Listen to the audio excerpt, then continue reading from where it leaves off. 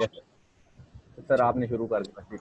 अच्छा छोड़िए ये, अच्छा यहाँ से नहीं है सर आप तो खुद रिकॉर्डिंग कर रहे हैं। अच्छा जी ठीक है। ये ऑप्शन कहाँ से आती है वैसे रिकॉर्डिंग की? सर ये आप कर्सर हिलाएंगे तो नीचे की ऑप्शन है सर, बॉटम पे। आप खुद रिकॉर्डिंग कर रहे हैं अभी करंटली। जी मैंने अभी वो रिकॉर्डिंग जो है ना वो अभी अलाउ की है, मतलब सॉरी, अगर आपको स्क्रीन नज़र आ रही हो तो ये मैंने यहाँ से आकर ये जो है ना ये यहाँ पे रिकॉर्डिंग का था, मैंने वहाँ से किया। आप जो कह रहे हैं वो कहाँ पे आती है ऑप्शन? सर वो मुझे खुद भी आइडिया नहीं है, वो शायद परमिशन अलाउ करनी पड़ती है सेटिंग्स में जाके। अच्छा चलें चलें, अगर ये मेरे पास हो जाती है चलें, ये भी हो जाएगा, मैं आप लोगों से शेयर कर दूँगा, ठीक है? ठीक है सर, ठीक है चलें, आपका बहुत शुक्रिया एहसन। कोई अच्छा मसला जी, नहीं। थैंक यू जी। अच्छा तो सबको बेटा मेरी आवाज़ क्लियर है? Yes sir, clear. अच्छा एक जी चीज़, सर, क्लियर सर। ठीक है जी, ज़बरदस्त। एक चीज़ ज़रा प्लीज़ मेक श्योर कीजिएगा कि अगर इस सेशन के दौरान जितने भी लोग जो माशाल्लाह जिन्होंने ज्वाइन किया है ये पार्टिसिपेट करेंगे, ठीक है? ये जस्ट इसको लिसन नहीं करेंगे या जस्ट जो है ना मकसद सिर्फ यहाँ पर आना नहीं है, मकसद एक हेल्दी इन्वायरमेंट में ना हमें चीज़ों को थोड़ा सा रिकॉल करने और अपना जो टेम्पो हमारा बेटा ब्रेक हुआ है उसको जो है ना वापस उसी टेम्पो पर जो है ना वो लेकर जाना है, ठीक है? इस उम्मीद के साथ, इस दुआ के साथ कि अल्लाह ताला हमारी मदद फरमाए और हम जो है ना वो सेशन जो है ना वो स्टार्ट करते हैं। अच्छा जी, अच्छा यहाँ पर ये ऑप्शन आती है कि ये ऑटोमेटिकली एडमिट हो जाएंगे सब, अगर मैं इसको वेटिंग रूम, चलिए इसको करते हैं। जी सर, मीटिंग रूम आप ऑफ कर दें तो ये ऑटोमेटिकली ठीक है एक्सेप्ट हो जी, जाएगा। ठीक है जी, थैंक यू सामा। अच्छा कैसे हैं आप लोग? उस सब खैरियत से रहे, सबकी तरफ खैरियत है? यस सर, अल्लाह का शुक्र है सर। अच्छा जी, अल्हम्दुलिल्लाह। चलें कुछ याद है कि हम कहाँ पे थे वैसे? कंट्रोलर्स पे थे सर। कंट्रोलर्स पे थे, बिल्कुल कंट्रोलर्स पे थे। अच्छा इंटरेस्टिंग चीज़ ये है बेटा कि हमने जब हम लोग 14th वीक में थे, जब यूनिवर्सिटी ने जब ऑफ किया कि 14th वीक दोबारा से होगा, तो हम 14th वीक कवर कर चुके हुए थे, ठीक है? हमारे 3 सेशन उसके हो गए थे और वो मैंने आपको गूगल के ग्रुप पे भी आपके साथ शेयर कर दिया है और क्लासरूम पे भी आपके साथ शेयर कर दिया, ऐसा ही है? Yes sir. ठीक हो गया। अच्छा उसमें जो नेक्स्ट चीज़ें ये थी कि बेटा अब हमारे पास जो ऑफिशियली 2 वीक्स रह गए हैं यूनिवर्सिटी के एंड पे, ठीक है? कि 2 वीक्स की हमारी स्टडीज़ रह गई हैं, लेकिन मैं आपसे ये रिक्वेस्ट करूँगा कि लेट्स से 2 वीक्स से अगर एक आध वीक ऊपर भी हमारे पास चला जाता है, क्योंकि चीज़ें हमने चाह रहे हैं कि हम कुछ चीज़ें कोर्स से आगे जाकर भी जो है ना हम कर लें, ठीक है? तो उसमें आप लोगों ने घबराना नहीं है, मकसद सिर्फ ये है कि हम मैक्सिमम जो है ना वो लर्न कर सके, सिर्फ एक ये मकसद है, ठीक है? तो आई होप कि आप लोग इस सिलसिले में मेरे साथ होंगे। Yes sir. अच्छा जी, गुड जी। अच्छा बेटा just to recall some things, कुछ चीज़ें जो सी हैं ना वो मैं अगर मैं आपके साथ असल में मुझे जूम का ज़्यादा आइडिया नहीं है, मुझे भी मेरी ये फर्स्ट इंटरेक्शन है जूम पर, तो यहाँ पर ओके बेटा।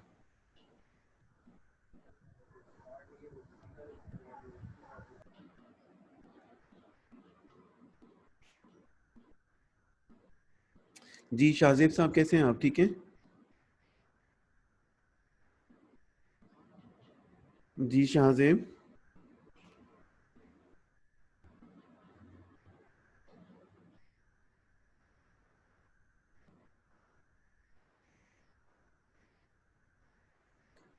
अच्छा बेटा कुछ क्वेश्चन है मेरे जो मैं आप लोगों से कुछ करना चाह रहा हूँ ताकि मुझे थोड़ा सा आइडिया हो जाए कि आप लोग अभी तकरीबन जो 1 माह का तकरीबन गैप आया हमारे पास, उसमें हम कहाँ तक जो है ना वो पहुँचे हैं, ठीक है? जो मैं क्वेश्चन जिससे करूँगा प्लीज़ वो बोलेगा, ठीक है? वरना जो है ना खामोश नहीं बेटा, प्लीज़ आपने बैठना, ठीक है? अच्छा जी। राजपूत साहब,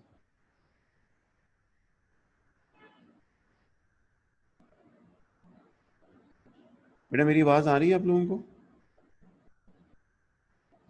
यस सर, आपकी आवाज़ क्लियर है।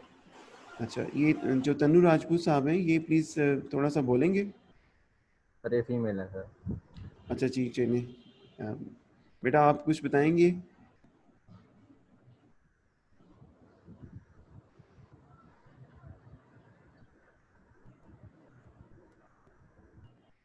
सीआर बेटा है ना यहाँ पर?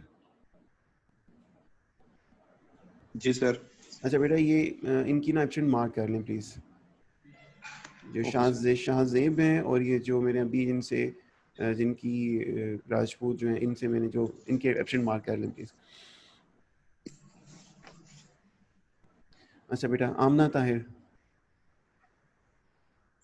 Yes sir. जी बेटा कैसे हैं आप, ठीक हैं? यस सर, अल्हम्दुलिल्लाह ठीक। अच्छा बेटा मुझे ये ज़रा बताइएगा कि हम लोग जब एमवीसी पे काम कर रहे थे तो हमने यस एक सर। जनरल डिस्कशन में एक चीज़ ये ऑब्ज़र्व की थी कि जो वेब का प्रोसेसिंग सिस्टम होता है आपकी रिक्वेस्ट का, वो क्या होता है बेटा? सर किसकी प्रोसेसिंग?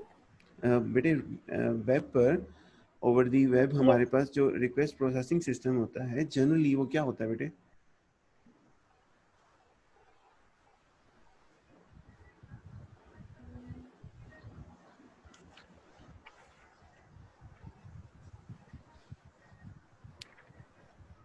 सर मुझे आपके क्वेश्चन की समझ नहीं आ रही। बेटे आप लेट से आप एक वेबसाइट बनाते हैं आपकी क्लास में की मिलकर आप लोग एक वेबसाइट बनाते हैं और मैं उस वेबसाइट को जो ना एक्सेस करता हूँ, ठीक है? और मैं चाह रहा हूँ कि मैं उस वेबसाइट पे रहते हुए डिफरेंट चीज़ों को यूज़ करूँ, तो मेरी जो रिक्वेस्ट जाएगी वो किस तरह से प्रोसेस होगी, इसको क्या कहते हैं? सर लोकल होस्ट के थ्रू। अच्छा जी, लोकल होस्ट के थ्रू जाएगी जी। अच्छा बेटा हम्माद नवाज साहब। जी सर। जी बेटे क्या होती है बेटे हमारे पास रिक्वेस्ट जो sir sir sir RPP sir एक मैकेनिज्म है सर जो रिक्वेस्ट को प्रोसेस करता है अच्छा जी और ठीक सर है, उसके बदले में रिस्पांस आता है। जी सर। ठीक हो गया, रिक्वेस्ट और रिस्पांस, ठीक है बेटा। अच्छा बेटा ये मुझे बताएंगे प्लीज़ मोहम्मद बाकिर साहब, ये एमवीसी से क्या बनता है बेटा?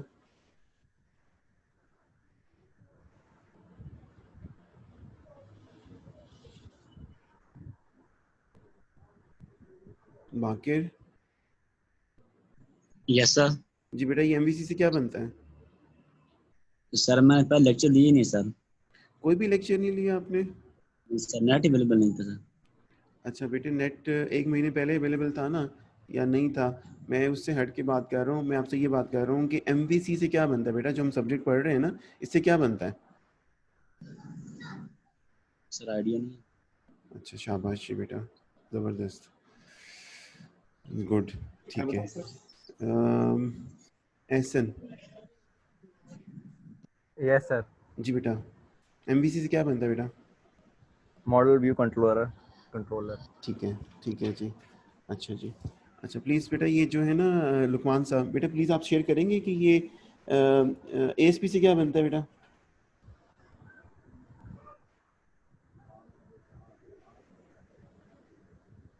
जी लुकमान। जी बेटा एएसपी से क्या बनता है?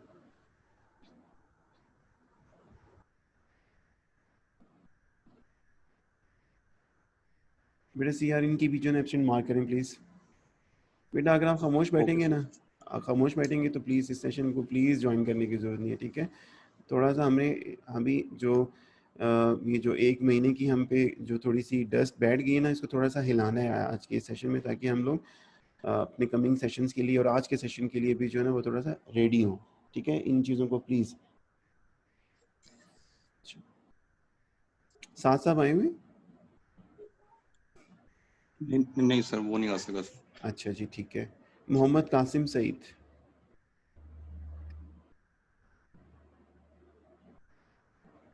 जी कासिम बेटा कैसे हैं आप?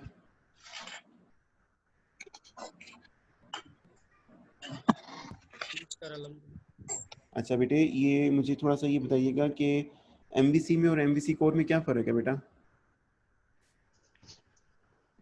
जी सर। एमवीसी में और एमवीसी कोर में क्या फ़र्क है? सर जी सर जहन में नहीं है, जहन पे थोड़ा जोर डालें बेटा। सोए हुए थे सर, अभी उठे, अलार्म बजा। अच्छा अभी अलार्म बजा, ठीक है, क्या बात है।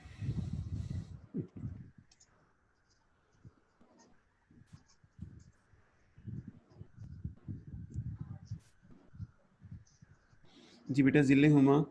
कैसे हैं बेटा आप? जी जिले हुमा बेटा। Yes sir. जी बेटा कैसे हैं आप, ठीक हैं? Yes sir. अच्छा बेटे, मिडिलवेयर क्या होता है बेटे?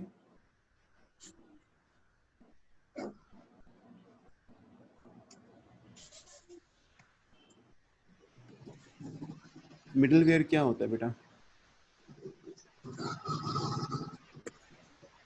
सर याद नहीं आ रहा। अच्छा अच्छा बेटे, एमवीसी कोर में और एमवीसी में क्या फ़र्क होता है बेटा?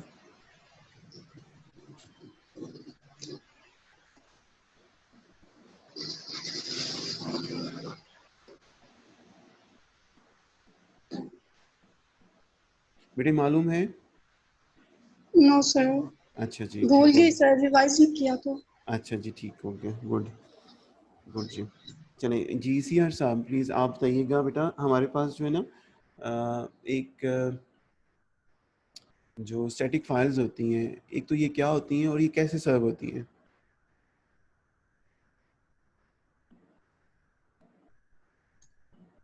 जी सर, बोले सर। बेटा ये स्टैटिक फाइल्स क्या होती हैं और ये कैसे सर्व होती हैं हमारे सिस्टम पर, हमारे वेब के प्रोजेक्ट पे?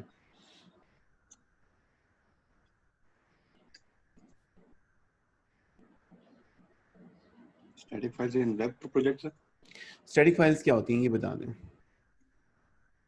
सर जिसमें चेंजेस हम ना कर सकें सर। ना कर सके, ठीक है। फॉर एग्जांपल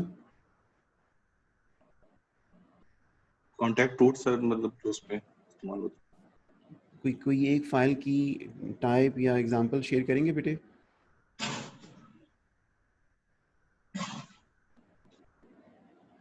है। HTML CSS ASP.NET कोर्स है, इनको डायरेक्टली सर्व करते हैं क्लाइंट को।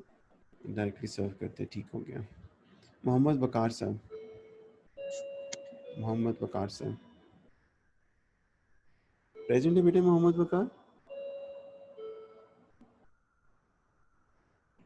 अच्छा बेटा जनरल क्वेश्चन मेरा है, आप में से कोई भी आंसर कर सकते हैं इसको। हम लोग वेब सर्वर जो यूज़ करते हैं अपनी ASP.NET के केस में, जो हमारे पास बाय डिफ़ॉल्ट डेवलपमेंट के टाइम पर आता है, वो कौन सा होता है? IIS sir. ठीक हो गया बेटा, अब आप नहीं बोलेंगे, ठीक है एहसन। ओ, अच्छा यस सर। जी बेटा, IIS से क्या बनता है?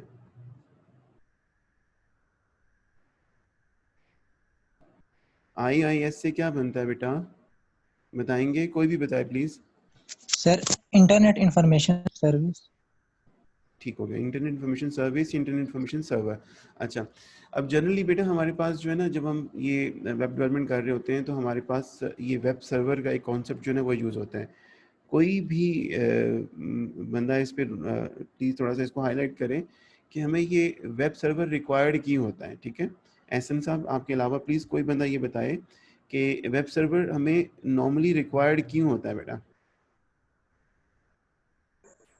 सर वेब सर्वर इसलिए रिक्वायर्ड होता है क्योंकि अगर हम डिफरेंट मतलब एक कंपनी में बंदे काम कर रहे हैं एक प्रोजेक्ट पे डिफरेंट मॉड्यूल्स में काम कर रहे हैं, तो वो जब अपलोड करेंगे या कोई भी चीज़ डालेंगे वो सर्वर पे डालेंगे ताकि वहां से सब असेस करवा सकें, और अगर हमारी वेबसाइट पे कोई रीच करता है तो वो भी उस सर्वर पे रीच करेगा आराम से इजीली, और वहाँ पे अगर उनका कोई डाटा वगैरह होता है या कुछ भी होता है तो वो सर्वर पे ही होते हैं। शाबाश बेटा, wonderful ji, Wajahat, thank you बेटा, वेरी वेल जी।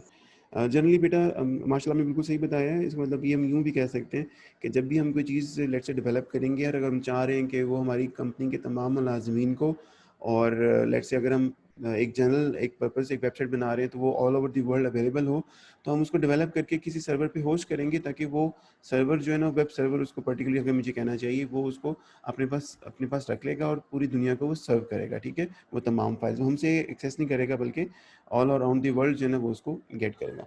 अच्छा बेटा जनरली जो आज के इस सेशन का और ये जो अभी इनिशियली चीज़ें जो मैंने आपसे पूछी हैं, मकसद सिर्फ एक ये था, हरगिज़ ये नहीं था बल्कि यूँ कहना चाहिए कि मैं आप लोगों को टॉन्ट करूँ या हाईलाइट करूँ। मकसद सिर्फ ये था बेटा, थोड़ा सा रिवीजन जो है ना वो रिक्वायर्ड है, ठीक है? मैंने रात रिक्वेस्ट की थी कुछ MVC के लास्ट सेशंस को प्लीज़ आप देख लीजिएगा। एक आध का था, लेकिन मेरी रिक्वेस्ट ये होगी कि आप जो है ना वो जो इनिशियल जो एमवीसी के लेसन्स हैं उनको भी थोड़ा सा रिव्यू जो है ना बेटा आप कर लें, ठीक है। अच्छा जी, अब जो है जो देखिएगा, मैंने क्वेश्चन आपसे बड़ा बेसिक सा बेटा ये वाले से किया था कि वेब रिक्वेस्ट प्रोसेसिंग सिस्टम क्या होता है, एमवीसी क्या है, तो इस पे थोड़ी सी मेरी रिक्वेस्ट आपसे यही होगी कि चीज़ें ये बेटे क्लियर होनी चाहिए। ये टॉपिक हम पढ़ रहे हैं, हमारे सब्जेक्ट का नाम है ये, और सब्जेक्ट का ही हमें मतलब पता नहीं होगा तो ये बड़ा एम्बैरेसिंग जो है ना एम्बैरेसिंग होगा अगर ये चीज़ें लेट्स से अगर हाईलाइट होती हैं। और चूँकि अभी आजकल के ये जितना भी लॉकडाउन और इससे रिलेटेड सिलसिला चल रहा है बेटा, तो we have plenty of time जिसके ऊपर हम चीज़ें जो है ना वो रिवाइज जो है वो कर सकते हैं, ठीक है। अच्छा, मैं आपको जो आज का एजेंडा है इसकी तरफ ले आऊँ, और एजेंडा में जो चीज़ें हैं बेटा उनके हवाले से अगर मैं बात करूँ तो देखिएगा कि लास्ट सेशन जो हमने किया था ना वो कुछ ये था हमारे पास कि हमारे पास एक वेब का एक सोल्यूशन है और उसके अंदर हमारे पास एक वेब प्रोजेक्ट है जिसको हम MVC कोर कह रहे हैं, ठीक है। और MVC कोर प्रोजेक्ट के लेवल पे बेटे हमारे पास ये जनरली जो है ना ये डायरेक्टरी स्ट्रक्चर होता है, ठीक है। MVC stand for model view controller और ASP stand for active server pages बेटा। और MVC और MVC कोर में फ़र्क ये है, MVC कोर बिल्कुल स्क्रैच से नए फॉर्मेट में क्या कहा जाना चाहिए लिखी गई है और नई टेक्नोलॉजी के पर बेस करती है, तो ज़्यादा सिक्योर, ज़्यादा फास्ट, ज़्यादा रिलायबल है। और जो हमारे पास स्टैटिक फाइल्स हैं ये वो फाइल्स होती हैं जो कि हमारी HTML फाइल्स हैं, आपकी इमेजेस हैं, आपकी CSS हैं, आपकी जावास्क्रिप्ट फाइल्स हैं, ठीक है। और MVC कोर के अंदर इनको सर्व करने का जो फोल्डर है उसका नाम www रूट है, यहाँ पे हम रख लेते हैं और ये हमें ऑल ओवर दी प्रोजेक्ट जो है बेटा ये चीज़ें अवेलेबल हो जाती हैं। अच्छा, MVC का जो आर्किटेक्चर है उसमें आपके पास मॉडल, व्यूज़ और कंट्रोलर, ये 3 मेजर पिलर्स होते हैं हमारे पास कि जिसके थ्रू आप जो है ना वो वर्किंग जो है ना वो करते हैं। और हमने 2 पिलर इसके अंदर जो है ना वो देख लिए हैं, हमने कंट्रोलर्स देख लिए और हमने जो है ना व्यूज़ देख लिए, ठीक है। अब कंट्रोलर्स बेसिकली क्या होते हैं, कंट्रोलर्स जो आपके पास MVC में आपके पास जो रिक्वेस्ट प्रोसेसिंग होती है वो जितनी भी रिक्वेस्ट आपके एप्लीकेशन पर या आपकी जो वेबसाइट के ऊपर जितनी भी रिक्वेस्ट आती हैं वो सारी की सारी बेटा आपके कंट्रोलर के पास आती हैं, ठीक है। और कंट्रोलर आपका वो सेंट्रल पॉइंट है जो कि इन जो रिक्वेस्ट आपका यूज़र, आपका क्लाइंट जो है वो कर रहा होता है वो सारी की सारी आपके पास यहाँ पर आती है, ठीक है। और यहाँ पर प्रोसेस होती हैं और ये प्रोसेस होने के बाद आपके व्यूज़ के बेस पे बेटा कुछ जो वेब पेज हैं, जो आउटपुट है आपको क्लाइंट के ज़रिए से आप जो है ना वो यूज़र को जो है ना वो दिखाते हैं, एंड यूज़र को, क्लाइंट को जो है ना वो आपको दिखाते हैं, ठीक है। अच्छा, ये चीज़ें थी जो कि हम लोग काफ़ी हद तक जो है ना वो डिस्कस जो है ना वो कर चुके हैं। 2 चीज़ें जो कि आपको मैं थोड़ा सा रिवाइज़ करवा दूँ कि कंट्रोलर्स में जो कि आपकी MVC की जो कन्वेंशन है वो ये है कि कंट्रोलर्स के अंदर जितनी भी फाइल्स होंगी उनके नाम के अंदर कंट्रोलर ज़रूर आएगा। और यहाँ पर फाइल्स जो है ना वो स्पेशल फाइल्स होती हैं और इन फाइल्स को जो है ना वो क्या कहा जाना चाहिए कि ये C# की फ़ाइल है, जिस तरह कि आपको यहाँ पे CS की जो एक्सटेंशन जो है ना वो नज़र आ रही है। इसी तरीके से बेटा आपके पास जो है ना वो जो सेकंड चीज़ इसमें ये है कि जो भी फाइल आप कंट्रोलर के फोल्डर में बनाएंगे उसमें कंट्रोलर का वर्ड ऐड होगा, ठीक है। जैसे एम्प्लॉय कंट्रोलर आपने एम्प्लॉय कंट्रोलर बनाया, उसमें कंट्रोलर का वर्ड जो है ना ऐड हुआ, ठीक है। होम का कंट्रोलर बनाया, उसके अंदर होम कंट्रोलर जो है ना वो आपने लिखा। एक कन्वेंशन आपके पास ये है कि आपने लिखना। अब ये इस कंट्रोलर का नाम एम्प्लॉय है, ठीक है। और एम्प्लॉय कंट्रोलर हम जब इसको लिखते हैं तो MVC इसको ट्रीट करता है एज अ स्पेसिफिक कंट्रोलर। इसकी जब भी आप इस फाइल के अंदर के कंटेंट्स को जब आप एक्सेस करते हैं या इनको जो है ना यूटिलाइज करते हैं तो वो उनको स्पेशली ट्रीट करते हैं, ठीक है। मेरे साथ हैं यहाँ तक? जी सर। ठीक है यस जी, सर। ठीक है जी। अच्छा बेटा, इसी तरीके से इन कंट्रोलर्स को अगर हम थोड़ा सा इंटरनली देखते हैं, अगर इन कंट्रोल किसी एक कंट्रोलर की मैं बात करता हूँ, तो जब भी किसी कंट्रोलर को आप जो है ना वो देखते हैं तो आपके पास जो पहली चीज़ जो आती है बेटा वो ये आती है कि ये कंट्रोलर की बेस क्लास है जो है ना वो इनहेरिट हो रहा होता है। और इसके अंदर कंट्रोलर्स के अंदर जो आपके पास मोस्टली जो वाइटल चीज़ें होती हैं ना वो इसके एक्शन मेथड्स होते हैं। एक्शन मेथड्स आपकी रिक्वेस्ट की जो प्रोसेसिंग है, इसके आपके कहने के जो मोस्ट इम्पॉर्टेंट जो एस्पेक्ट होता है वो आपका एक्शन मेथड की कॉल होती है।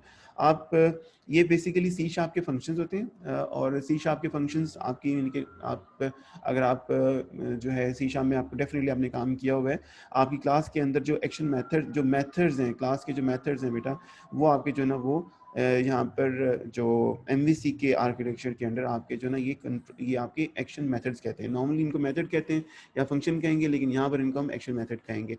और इनकी जो अगेन जो सेकंड चीज़ है वो ये है कि इसका जो रिटर्न वैल्यू होती है ना, वो आपके पास यहाँ पे एक्शन रिजल्ट या व्यू रिजल्ट या जेसन रिजल्ट या और भी आप स्ट्रिंग भी रिटर्न करवा सकते हैं, डिपेंड करता है कि जी क्या आप जो है ना वो काम करने जा रहे हैं। एक्शन रिजल्ट से मुराद ये है कि भाई ये एक्शन कॉल हुआ है और इस एक्शन के अगेंस्ट आप जो है ना इससे ही रेलिवेंट जो आउटपुट है वो आप देना चाह रहे हैं, ठीक है। और नॉर्मली आपके पास जो भी एक्शन कॉल होगा, लेट्स से ये क्रिएट एम्प्लॉय का एक एक्शन है आपके पास, जब भी ये कॉल होगा तो इसका करस्पॉन्डिंग व्यू आपके पास जो है ना वो कॉल होगा। अब व्यू से मुराद क्या है हमारे पास, ठीक है, व्यू से मुराद क्या है? व्यू से मुराद बेटा हमारे पास ये है कि हम जो है व्यू से मुराद हमारे पास ये आएगी कि आपका जो वेब पेज जो यूज़र को डिस्प्ले होता है बेटा, वो व्यू कहलाता है, ठीक है। जो वेब पेज यूज़र को डिस्प्ले होता है वो व्यू कहलाता है। इसकी मिसाल आप ऐसे ले सकते हैं कि आप अपना वेब ब्राउज़र ओपन करते हैं और वहाँ पर लिखते हैं gmail.com। जैसे आप gmail.com लिखते हैं, उसके अगेंस्ट ये एक रिक्वेस्ट कही है कि जी मुझे आप जीमेल का जो है ना होम पेज दिखाएं।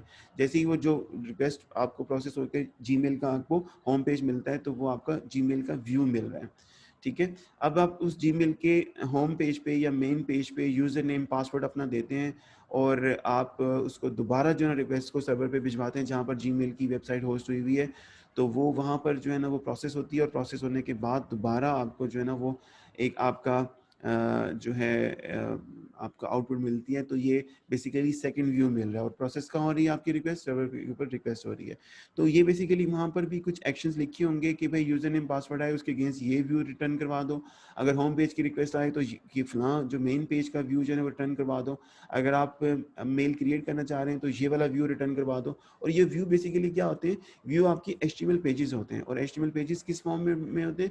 आपके HTML पेजेस आपके जो है ना HTML कि जो आपके पास बेटे फॉर्म का जो टैग है उसकी शक्ल में जो है ना वो लिखे होते हैं और वो आपको रिटर्न हो जाते हैं। आप उनके ऊपर अपना फीडबैक, अपना मेल, अपने कंटेंट्स राइट करते हैं, ऐड करते हैं और सर्वर पे दोबारा प्रोसेस होने के लिए भिजवा देते हैं, ठीक है।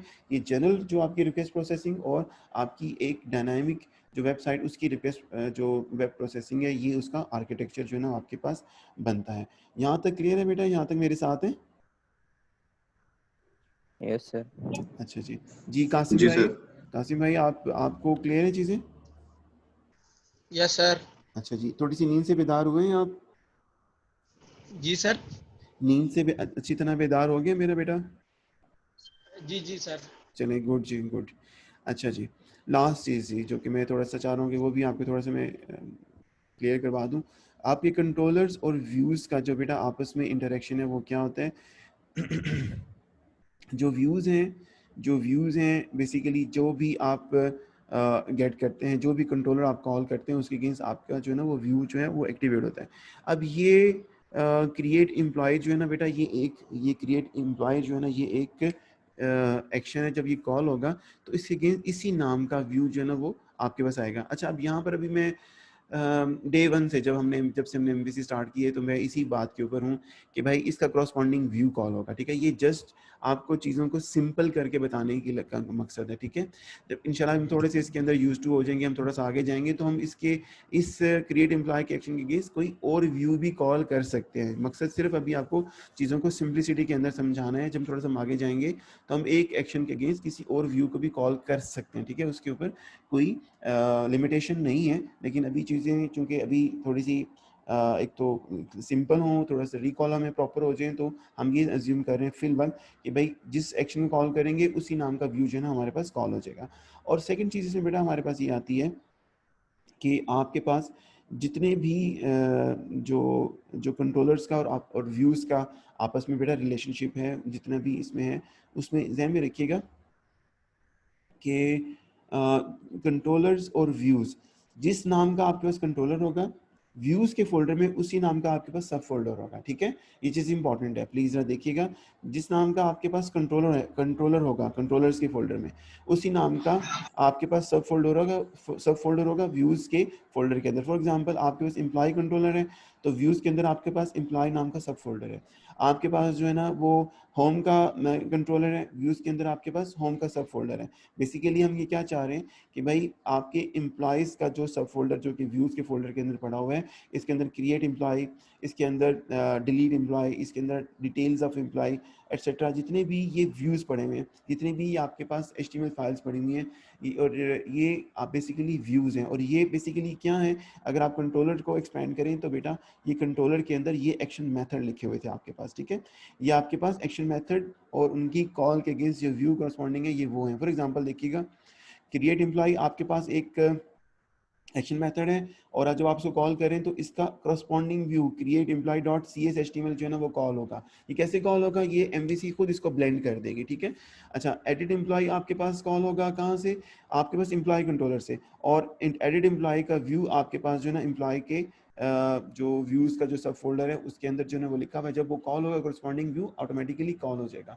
ये कन्वेंशन है और इस कन्वेंशन को फिलहाल हम ऐसे ही फॉलो करेंगे, ठीक है। इसको चेंज किया जा सकता है, इसके साथ मैनिपुलेशन की जा सकती है, लेकिन फिल वक्त जो MVC हमें स्टैंडर्ड दे रही है वही उसी स्टैंडर्ड को हम फॉलो करेंगे ताकि हम चीज़ों को थोड़ा सा लर्न कर लें। अच्छा, ये चीज़ें थी बेटा।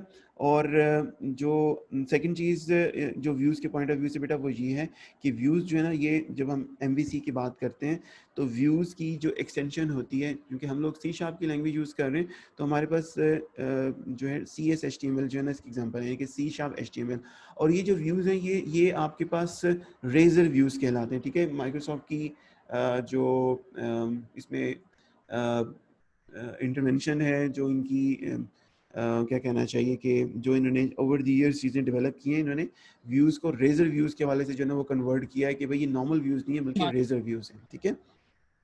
ठीक है जी, कोई बताएगा कि रेजर व्यूज़ इनको हम क्यों कहते हैं,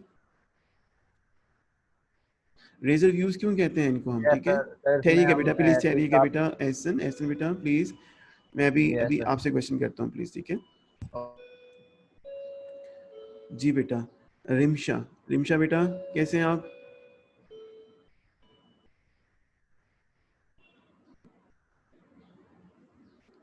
ठीक है बेटा, इनकी बेटा एब्सेंट मार्क करेंगे आप CR। ठीक है सर। ठीक है बेटा जी। अच्छा जी फानी साहब बेटा, ये नाम मुझे जो आपका लिखा हुआ है वही नज़र आ रहा है, अब मुझे नहीं मालूम उनका ओरिजिनल नेम क्या है। फानी भाई क्या कुछ कहेंगे कि ये रेजर व्यूज़ क्या होते हैं?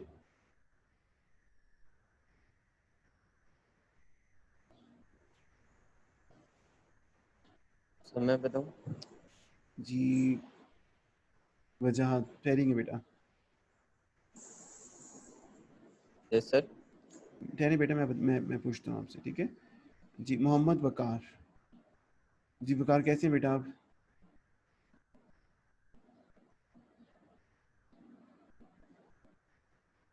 वकार बेटा आप बताएंगे कुछ?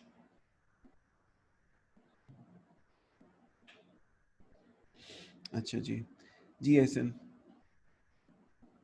सर इसमें हमारे पास C# का कोड भी हम राइट कर सकते हैं और HTML का कोड भी हम कर सकते हैं सर, एक साथ डेवलपमेंट। C# HTML इसीलिए वो टाइप रखी गई है कि C# का कोड भी हो सकता है और HTML का भी हो सकता है। वंडरफुल जी, शाबाश बेटा, वंडरफुल।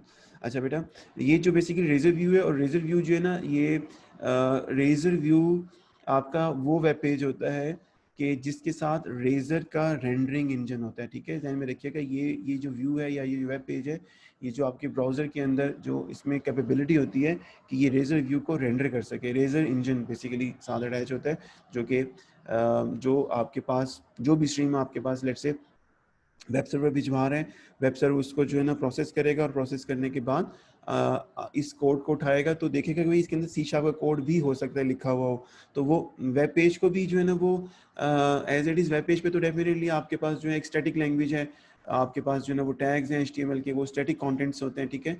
और वो एक जो टैग्स की इंटरप्रिटेशन होती है वो तो करता ही करता है, लेकिन साथ साथ आपका सी शार्प का कोड भी एक्चुअली एग्जीक्यूट करता है, ठीक है। इस वजह से इसको हम रेजर व्यू जो है ना बेसिकली हम कहते हैं बेटा, ठीक है। अच्छा बेटा, ये कुछ चीज़ें थी जो कि हमने लास्ट सेशन तक हमने की थी, और हमने इसके सिलसिले में जो 14 मई को एक बड़ी अच्छी एक एक्सरसाइज और असाइनमेंट की शक्ल में हमने की, और उससे भी चीज़ें आपको काफ़ी क्लियर हो गई होंगी। यहाँ तक कोई क्वेश्चन है तो बताएं, ताकि उसके बाद हम फिर यहाँ से हम आगे चलते हैं, ठीक है। जो भी क्वेश्चन है आपका प्लीज़ मुझसे शेयर करें। सर ये जो अभी आपने रेजर के बारे में बताया सर, ये कोई लैंग्वेज है, मतलब इसकी बेसिक बाय डिफॉल्ट HTML है या थोड़ा सा ये गाइड कर दीजिए। अच्छा बेटा जी, मैं बताता हूँ। रेजर जो है ना बेटा, रेजर माइक्रोसॉफ्ट ने जो इंट्रोड्यूस करवाया, माइक्रोसॉफ्ट ने ना काफ़ी चीज़ें जो है ना वो चेंज करता रहा, और चेंज करने के बाद उन्होंने कहा जी कि कहीं पर वो कामयाब हुए, कहीं पर उनको मतलब फेलियर हुआ। उसके बाद उन्होंने ये कहा कि हम डेवलपर को जो है ना एक ऐसा इन्वायरमेंट दे देते हैं कि जिसमें कि वो अपने वेब पेज की डेवलपमेंट के साथ ही, वेब पेज की डेवलपमेंट के जो आपका वेब पेज होगा उसके अंदर ही आप सी शार्प का जो है ना वो कोड लिख सकें, ठीक है। माइक्रोसॉफ्ट ने बेसिकली ये पर्पज़ इसलिए किया कि वो चाह रहे थे कि भाई आपका डेवलपर जो है ना वो हैंडीकैप ना हो, आपका डेवलपर जो है ना वो जिस लैंग्वेज को यूज़ कर रहा है उसके कंटेंट्स को जो है ना वो इफेक्टिवली जो है ना बेटा वो यूज़ कर सके, ठीक है। जैसे कि हम सी शार्प यूज़ कर रहे हैं, और अब सी शार्प का कोड जो है आपका नॉर्मली जो क्या कहा जाना चाहिए कि वो तो आपकी .cs फाइल के अंदर होता है, और वो .cs फाइल के अंदर जो कोड होगा वो जो है ना वो एग्जीक्यूट होगा, ठीक है। अब वो क्या कहते हैं जी, वो कहते हैं कि हमने ये एक अपॉर्चुनिटी डेवलपर को प्रोवाइड कर दी है कि आप अपना कोड जो है ना वेब पेज के अंदर लिख दें, वहाँ पर आपके वेब पेज के अंदर कंटेंट्स की मैनिपुलेशन, या सर्वर से अगर आपको ऑन द फ्लाई कोई चीज़ चाहिए, कोई चीज़ आपने कैलकुलेट करवानी है, तो वो आप जो है ना बजाय से कि दोबारा सर्वर पर जाएं, आप यहीं पर रहकर जो है ना वो उठा लें, या यहीं पर रहकर जो है ना उसको प्रोसेसिंग भी कर लें। ये वन ऑफ द रीज़न है कि जिसको कि रेजर को इंट्रोड्यूस करवाया गया। जी बेटा। सर हमें ये क्या ज़रूरत पड़ेगी सर इसकी सी शार्प की, सर वहाँ पे हम किस तरह इसको यूज़ कर सकते हैं MVC के अंदर बेटा? वेब पेजेस में। यस सर, वेब अच्छा जी। पेजेस में हम किस पर्पस के लिए यूज़ करेंगे इसको? जी बेटा, जैसे सर ठीक है। बाकी सारी लैंग्वेजेस हैं सर हर पर्पस को करने के लिए वेब के अंदर, जिसमें सर जावास्क्रिप्ट है सर, कोई स्क्रिप्टिंग करनी है सर, और बैक एंड के लिए भी है। ये बैक एंड के लिए सिर्फ यूज़ होगी सर? हाँ जी, आपने बड़ा अच्छा माशाल्लाह से पॉइंट जो है ना हाईलाइट किया, थैंक यू वेरी मच। और उसामा साहब ने पिछला क्वेश्चन किया था, आपका भी बहुत शुक्रिया बेटा। देखिएगा कि जावास्क्रिप्ट जो है ना वो आपकी कंटेंट प्रोसेसिंग करती है मोस्टली, ठीक है। जावास्क्रिप्ट आपकी कंटेंट प्रोसेसिंग करती है, जो आपका डॉम है उसकी मैनिपुलेशन, डॉम की प्रोसेसिंग, डॉम से रिलेटेड जो है आपकी जो है ना जो भी आपने काम, डॉम से मुराद डॉक्यूमेंट ऑब्जेक्ट मॉडल है। जो हमारा वेब पेज होता है इसके अंदर हमारा लेट से कोई लॉगिन का टेक्स्ट बॉक्स है, कोई पासवर्ड का है, कोई बटन बना हुआ है, कोई ड्रॉप डाउन लिस्ट है, तो ये सारी चीज़ें ना डॉम के अंदर होती हैं। डॉक्यूमेंट ऑब्जेक्ट मॉडल, जो जो ऑब्जेक्ट हम अपने वेब पेज पे बनाते हैं वो डॉम के अंदर जो है ना वो जाकर हमारा एक ट्री होता है उसके अंदर होती हैं, मतलब पूरा स्ट्रक्चर उसके अंदर लिखा होता है। आपको आइडिया होगा इस चीज़ का। तो जो आपका जावास्क्रिप्ट है ये क्लाइंट साइड पे डॉम की प्रोसेसिंग के लिए एक वंडरफुल जो है ना वो एक मैकेनिज्म और उसकी लैंग्वेज है, ठीक है। बेस्ट लैंग्वेज है डॉम की प्रोसेसिंग के लिए। आपकी वैलिडेशन में ये यूज़ होती है, आपकी जो कंटेंट्स को शो और हाइड करने के लिए बेटा ये इस्तेमाल होती है, ठीक है।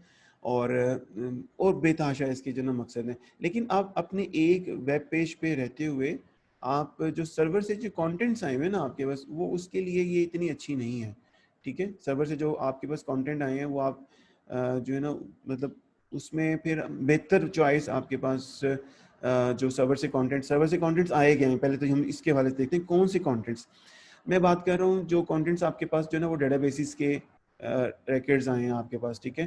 जो डेटाबेस से आपने जो 2-3 रोज उठा ली या सेट ऑफ रोज उठा ली, अब उनको प्रोसेस करने के लिए आपको जो है ना वो जो है जो एक लैंग्वेज जो कि लेट्स मैं सी शार्प की बात करता हूँ, आपको वेब पेज के ऊपर रिक्वायर्ड है, आप उसको वहाँ पर यूटिलाइज करके आप जो है उसको आइट्रेट कर सकते हैं। जैसे आपके पास 50 रोज़ आई हैं और 50 रोज़ के अंदर आपने आइट्रेट करना है, और आइट्रेट भी किस तरह से करना है कि आप चाह रहे हैं कि भाई उसकी पर्टिकुलर फील्ड्स को मैं उठाऊं और उसको जो है ना वो शो करवा दूं, या किसी टेबल के अंदर रखवा दूं, या डॉम के अंदर किसी को एलिमेंट को जो है ना पास कर दूं, फिर जावास्क्रिप्ट जाने और वो डॉम के एलिमेंट जाने। आपने लेट्स से जो आपने सेट ऑफ एम्प्लॉयज़ के जो नेम्स है ना 50 वो आपने उठाए और वहाँ पे एक टेबल के अंदर जो है ना मूव करवा दिया, ठीक है। वो उठाना लेकर आना वो तो आपका सी शार्प कोड करेगा ना। अब सी शार्प कोड ले आया, अब उन कोड को उस सेट को, उस डेटा को जो कि आपको सर्वर से हैंड ओवर किया कि भाई ये लें 50 एम्प्लॉयज़ का डेटा, अब वो 50 एम्प्लॉयज़ का डेटा जो है ना अब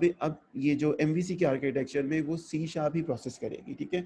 वो 50 रिकॉर्ड्स जो वो पिक होंगे, उनका जो एम्प्लॉयज़ के जो नेम होंगे, लेट्स से आपने टेबल के अंदर फिट इन करने हैं या शो करवाने हैं, तो सी शार्प का कोड उसको जो है ना बड़ी ईजीली HTML के साथ जो है ना वो मिक्सअप होके बड़े आराम से जो है ना वो टेबल के अंदर जो है ना वो पॉपुलेट कर देगा। हाँ, अब आपको उस पे वैलिडेशन कुछ आपने उसके अंदर जो है ना वो कुछ CSS अप्लाई करनी, तो आप जावास्क्रिप्ट से जो है ना वो कर सकते हैं, ठीक है। सर्वर साइड कंटेंट्स जो आपको डायनामिक मिल रहे हैं उसके लिए रेजर एक ऑप्टिमल जो है ना वो चॉइस है बेटा। क्लियर है बेटा जी? Yes sir. अच्छा सर ये जी। सारे काम जो सर आपने बताए सर, ये हम कंट्रोलर में रह के करेंगे, कंट्रोल में इसकी कोडिंग होगी? हाँ बेटे, अब ये अगेन एक सेकंड एस्पेक्ट है इसका कि कंट्रोलर जो है ना वो डेटा उठाने में मददगार होगा, ठीक है। डेटा उठाएगा हमें, वो डेटा उठाकर हमें एक ये हमें थोड़ी सी बात की बात करें, लेकिन चूंकि आपने क्वेश्चन कर लिया इसलिए मैं थोड़ा सा इसको आंसर ज़रूर करूँगा कि आपने सर्वर से डेटा उठाएगा, आपका जो है कंट्रोलर वो उठा लेगा, ठीक है। अब वो उठाने के बाद यहाँ पर वो कंट्रोलर डेटा उठाकर ना व्यू को हैंड ओवर कर देगा, भाई ये डेटा मांगा गया था और ये डेटा अलाउड है आपको। ये प्लीज़ चीज़ जो मैं बहुत बात की बात कर रहा हूँ, मैंने लास्ट सेशन में भी बात की थी कि ये डेटा अलाउड है। अब ये अलाउड का मतलब जो है ना इसके ऊपर हम डिबेट करेंगे बाद में, ठीक है। इसको फिलहाल आप ऐसे कह लें कि भाई आप लेट्स से एसन अगर अपनी ईमेल यूज़ कर रहे हैं तो सिर्फ वो अपनी ईमेल जो है ना वो उठा सकते हैं, वो किसी और की ईमेल का डेटा नहीं उठा सकेंगे। इसी तरीके से बेटा कोई और साहब लेट्स से हमारे लुकमान भाई हैं जो वो अपनी ईमेल उठाते हैं, वो सिर्फ अपनी ईमेल उठाते हैं, तो उनको जो अलाउड डेटा है ना वो उठाएंगे। इसी तरीके से कंट्रोलर भी यही काम करेगा कि जो डेटा अलाउड है वो उठाएगा, उठाकर आपको देगा, और आप क्या करेंगे कंट्रोलर से वो उठा के व्यू को दे देंगे। अब व्यू उनको प्रोसेस करेगा, व्यू उसको शो करवाएगा, ठीक है। व्यू की जो पर्पस है ना सिर्फ डिस्प्ले है। ध्यान में रखिएगा माइक्रोसॉफ्ट की जो मतलब इस हवाले से गाइडलाइंस हैं वो ये हैं कि जो व्यू को आप जब यूज़ करेंगे सिर्फ इसको डिस्प्ले पर्पस के लिए इस्तेमाल करें, इसके अंदर कम से कम प्रोसेसिंग होनी चाहिए, ठीक है। तो ये अगर अच्छा जो प्रोसेसिंग तो हमें रिक्वायर्ड हो सकती है, अभी हम जब आगे जाएंगे तो हम देखेंगे कि हमें प्रोसेसिंग रिक्वायर्ड है। वो कहते हैं जी मिनिमम प्रोसेसिंग आप व्यू के ऊपर रखेंगे, बाकी मोस्टली काम आप अपने जो कंट्रोलर के एक्शन मेथड से करवा कर आएंगे, ठीक है। ये इनकी गाइडलाइंस हैं। और एक मज़ेदार चीज़ आप खुद भी प्लीज़ को ट्राई ज़रूर कीजिएगा। आप रेजर के अंदर जो सी शार्प का कोड लिखते हैं ना बेटा, रेजर के अंदर जो सी शार्प का कोड लिखते हैं, ये कोड आपको जब आप लेट्स से पेज को व्यू करते हैं, पेज का व्यू सोर्स करते हैं, जब पेज एग्जीक्यूट हो रहा होता है तो वहाँ पे सी शार्प कोड आपको नज़र नहीं आता, वो आपको कंटेंट्स नज़र आते हैं, वो आपको टैग्स नज़र आते हैं, या आपको वो टेक्स्ट नज़र आता है जो कि उस सी शार्प कोड ने प्रोड्यूस किया हुआ है। अगर आप फॉर का लूप यूज़ करते हैं या फॉर ईच का लूप यूज़ करते हैं, या आपने कहीं इफ़ की कंडीशन लगाई हुई है या कोई वेरिएबल यूज़ किया हुआ है अपने रेजर के अंदर, तो वो आपको जो है ना वेब पेज का जब आप व्यू सोर्स करते हैं तो वहाँ पर नज़र नहीं आता, ठीक है। इसको प्लीज मेक श्योर कीजिएगा, इसको आप जरूर ट्राई करें। अब इसका फायदा क्या हुआ? इसका फायदा बेसिकली ये हुआ कि बेटा आपका जो सी शार्प कोड था वो रेजर के इंजन ने रेंडर किया, उसको पिक किया, रेंडर किया और आपको जो है ना आउटपुट दे दी। आपको सी शार्प का कोड नजर नहीं आता जब आप अपने वेब पेज को जो है ना वो एग्जीक्यूट करते हैं। बेटा क्लियर है बेटा यहाँ तक?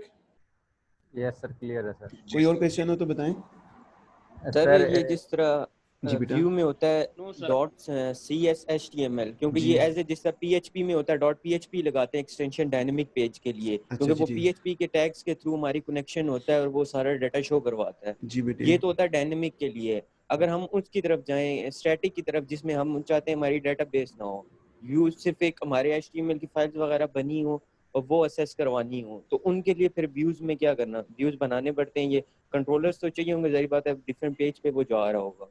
जी बेटा शाबाश जी, शाबाश शाबाश शाबाश Bajad. Thank you very much बेटा। अच्छा देखिएगा, जो आपकी जो HTML पेजेस है ना बेटा जी, ये आते हैं स्टैटिक कंटेंट्स के अंदर, ठीक है, स्टैटिक कंटेंट्स के अंदर।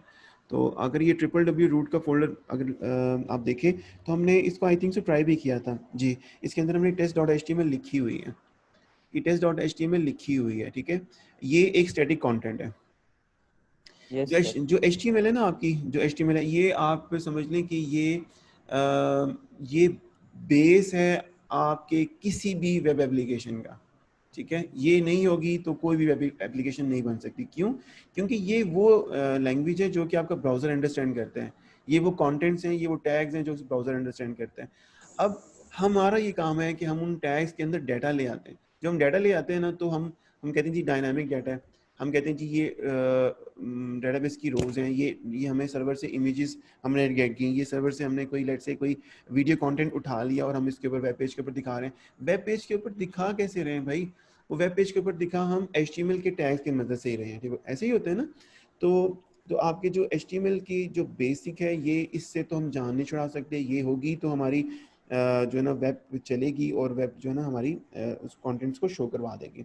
अब जो सेकंड चीज़ है कि ये इनको हम क्या स्टैटिक कंटेंट्स को भी हम पैरेलल में रख सकते हैं। अगर आपका क्वेश्चन यही था कि अगर हम स्टैटिक कंटेंट्स को और डायनामिक कंटेंट्स को पैरेलल में अपनी वेब एप्लीकेशन या अपनी MVC की एप्लीकेशन के ऊपर चला सकते हैं, तो बेटा इसका सिंपल सा आंसर है बिल्कुल चला सकते हैं। इसको सिर्फ एक चीज़ को जरा देखिएगा, हमने अपनी जो लेट से मैं इस एप्लीकेशन को चलाता हूँ जो कि हमने डेवलप की थी।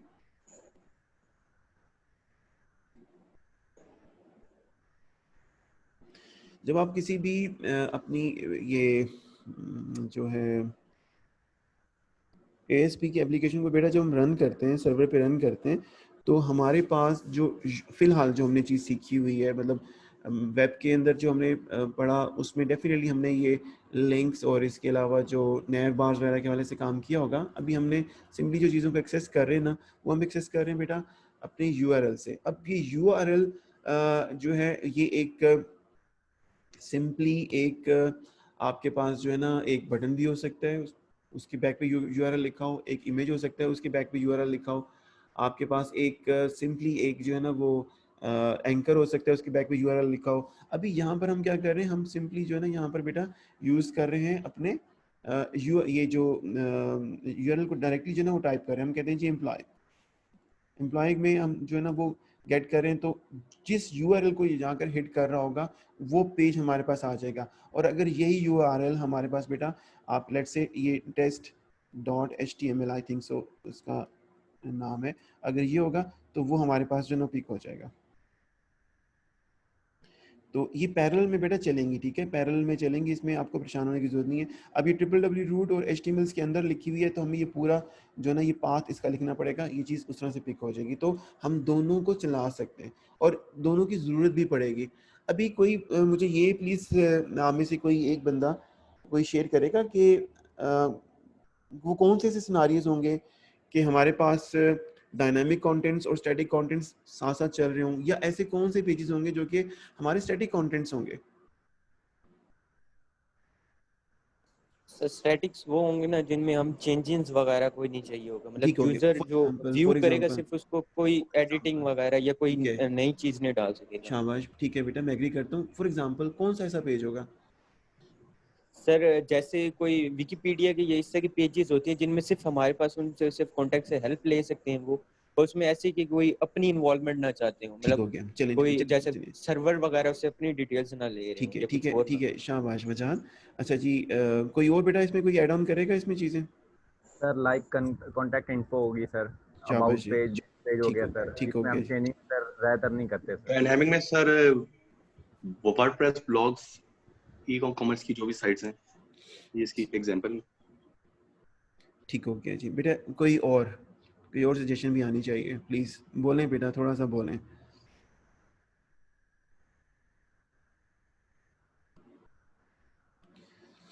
तो सर स्टैटिक में हम एड्रेस, फोन नंबर्स, ठीक हो गया, इस तरह के लोकल बिजनेस जो भी है इसमें। ठीक हो गया। अच्छा गुड जी।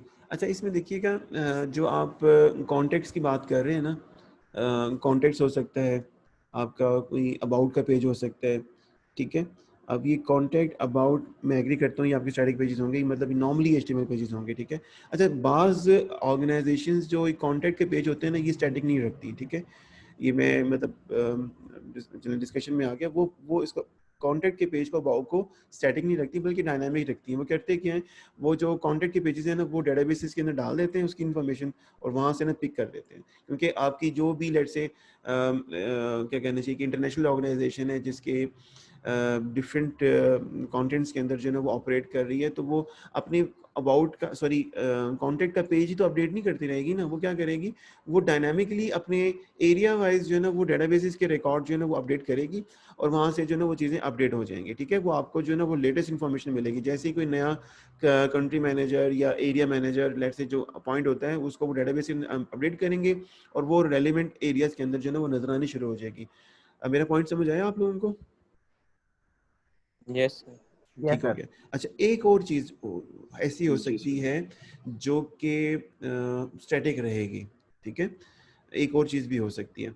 अब ये मैं जो बात करूँ ये स्पेसिफिकली आप लेट से किसी क्लाइंट के लिए, किसी कंपनी के लिए आप जो है एप्लीकेशन डेवलप कर रहे हैं, ये उस कॉन्टेक्स्ट में बेटा मैं बात कर रहा हूँ। उस कंपनी की जो पॉलिसीज होती है ना वो स्टैटिक रहती हैं, मोस्टली स्टैटिक रहती हैं। जब कंपनी बनती है, कंपनी जब इवॉल्व होती है, उसकी जो पॉलिसीज होती हैं वो स्टैटिक रहेंगी, ठीक है। अब पॉलिसीज क्या होती हैं? पॉलिसीज उनकी बिजनेस प्रैक्टिसेस हो सकती हैं, ठीक है, उनकी गाइडलाइंस हो सकती हैं, उसमें इस तरह की कुछ जो ऐसी चीज़ें जो कि over the years let's say 3 to 5 years में कोई मेजर चेंज नहीं आता, तो वो अपनी वेबसाइट के ऊपर वो स्टैटिक कंटेंट्स की शक्ल में ही रखती हैं। इस तरह की रिलेटेड चीज़ें जो है ना आप जो है वो रख सकते हैं। आप कह सकते हैं कि भाई ये स्टैटिक कंटेंट रहेंगे और हम इसको स्टैटिक वे में जो ना अपडेट कर देंगे। लेकिन चूंकि ये पास में होता रहता था, जिस तरह कि मैंने अभी जो पहले एग्जांपल आपसे शेयर की कि कॉन्टैक्ट अस का पेज भी आपके पास स्टैटिक होता था, उसमें जो भी आपके रेलिवेंट कंट्री के जो आपके स्टाफ है वो आपको जो है वहाँ मिल जाते थे, वो अपडेट हो जाता था बाद में। लेकिन चूंकि अब we are in an era कि जिसमें कि बड़ी फास्ट जो है ना वो आपके पास जो है ना वो टाइम जो है ना वो चल रहा है, तो उसके हवाले से फिर जो कंपनीज हैं वो स्टैटिक कंटेंट से डायनामिक कंटेंट्स की तरफ मैक्सिमम मूव कर गई हैं, ठीक है। अब जो है लेट्स से बहुत कम ऐसे एरियाज रह गए हैं कि जहाँ पे आपका स्टैटिक कंटेंट जो है ना वो आपके वेब पेज के जो आपकी वेब एप्लीकेशन के ऊपर रहता है, बट स्टिल रहता है बेटा, ठीक है, उसको हम यूज़ कर लेंगे। जी जी बेटा। सर ये वैसे लाजमी नहीं है कि पैरेलल में, सर लाजमी होगा मेरे ख्याल से कि पैरेलल में हम चलाएं, क्योंकि कुछ पेजेस होते हैं जिनको प्रोसेसिंग की जरूरत नहीं होती। जी बिल्कुल ऐसे लेकिन ही हम सारों को CS HTML बना देंगे तो सारे वो रेंडरिंग होंगी उनकी रेजर इंजन पे, तो टाइम लेगा। तो हम अलग से अगर HTML पेज बनाओगे तो वो टाइम जो रिक्वेस्टिंग होगी सर वो कम होगी सर। बेटा रिक्वेस्ट ठीक हो गया, मैं आपसे एग्री करता हूँ, कि सारों को आप CS HTML ना बनाएं, HTML बना लें, ठीक है।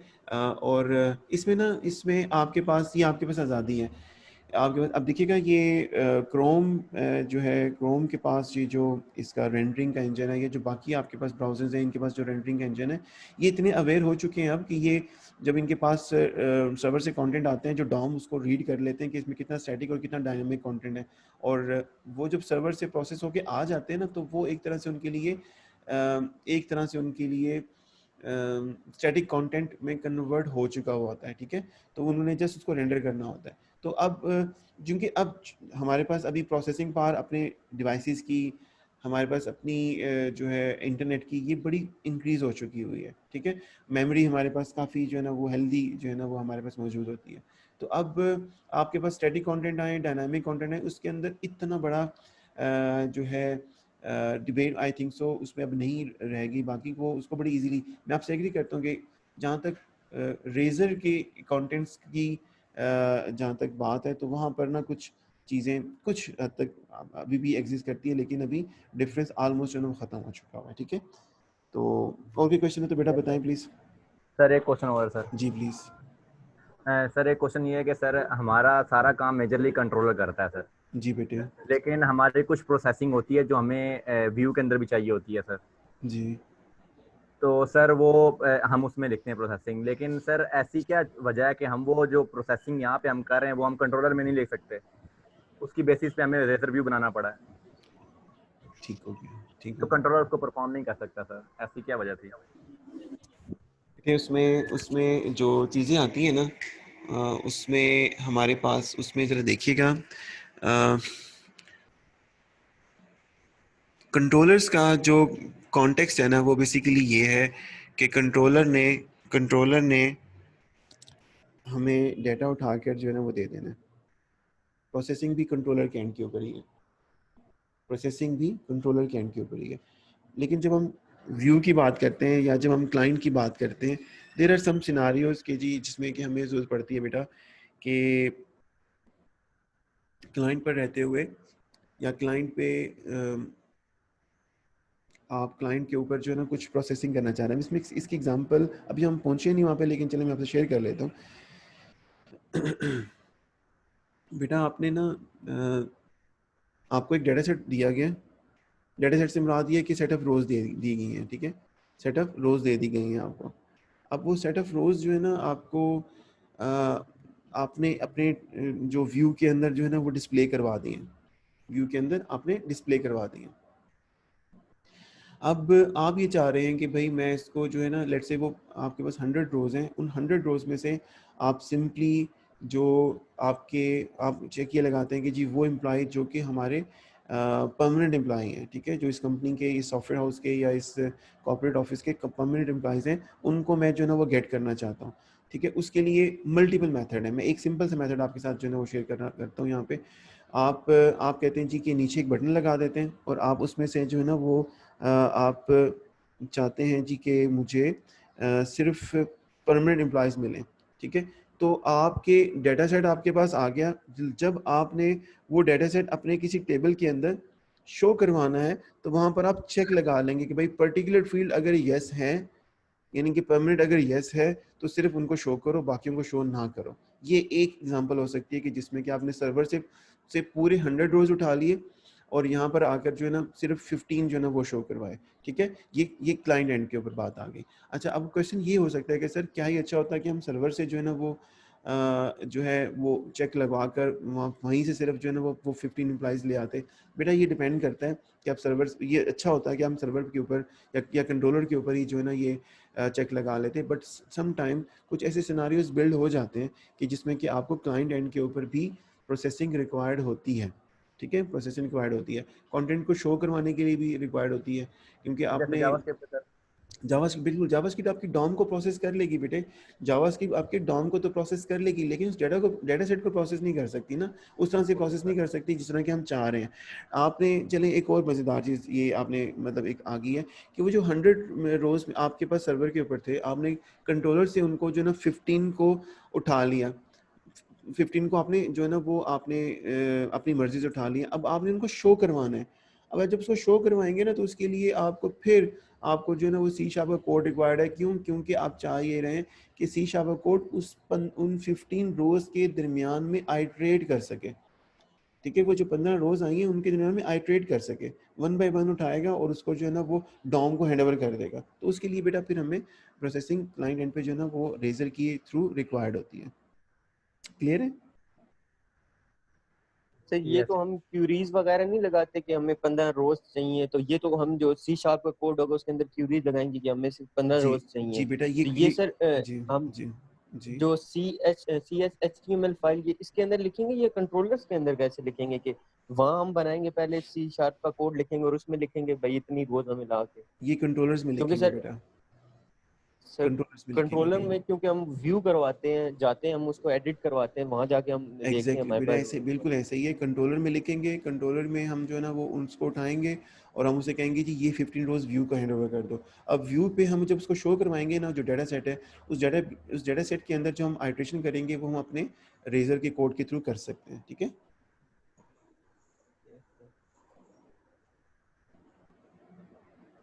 सर जी बेटा, सर मैं रिसेंटली कहीं पढ़ा था नेट पे सर कि जावास्क्रिप्ट हम बैक एंड के लिए भी यूज कर सकते हैं सर, उसके जो कुछ फ्रेमवर्क्स हैं। जी बेटा बिल्कुल कर सकते हैं, बिल्कुल कर सकते हैं, जावास्क्रिप्ट के बिल्कुल फ्रेमवर्क यूज कर सकते हैं, उसमें कोई वो नहीं है।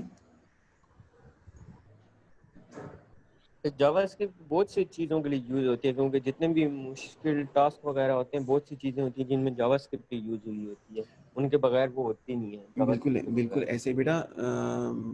अगर आप लैंग्वेजेस के हवाले से बात करें ना, तो जावास्क्रिप्ट पिछले कई सालों से, मतलब कई सालों से मेरा ये जो कंप्यूटर की दुनिया में 2 और 3 साल जो है ना, वो कई साल होते हैं, ठीक है, क्योंकि यहाँ पे इतनी रैपिडली चीज़ें चेंज हो रही होती हैं।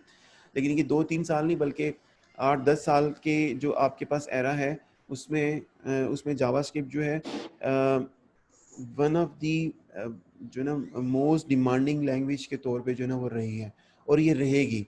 और अब ये देख रहे हैं कि जावास्क्रिप्ट से जो फ्लेवर्स निकले वो कहाँ कौन कौन से हैं। आपके पास जे क्यूरी निकला, आपके पास जो है ना वो एंगुलर आया, आपके पास नोड आया, ठीक है, ये सारे जावास्क्रिप्ट से ही मुतासिर जो है ना फ्रेमवर्क है, ठीक है।